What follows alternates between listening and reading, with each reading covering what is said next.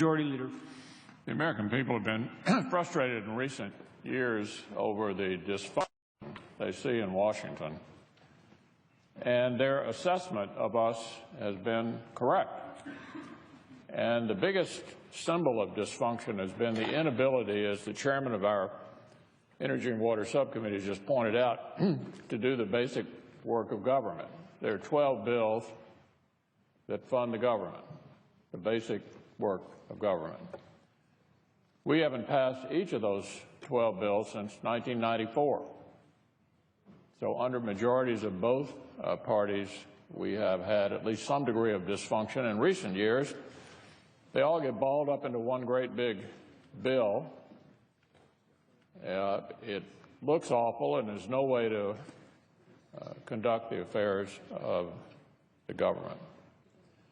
So what I said was we were going to devote the floor time, which is always at a premium in the Senate, to give us a chance to do the work that we were sent here to do, regardless of party.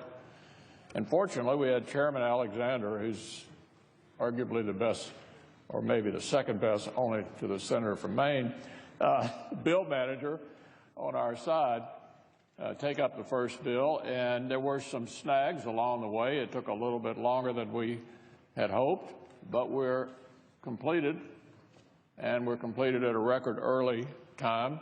And we're going to keep on doing this right up until we break on July the 15th to go to the conventions.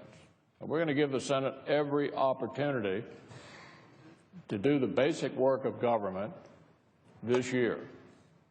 And some have said because it's an election year, you can't do much. I'd like to remind everyone we've had a regularly scheduled election in this country every 2 years since 1788, right on time.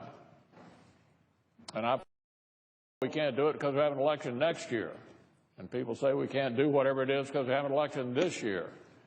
We have elections in this country right on time, and it's not an excuse not to do our work.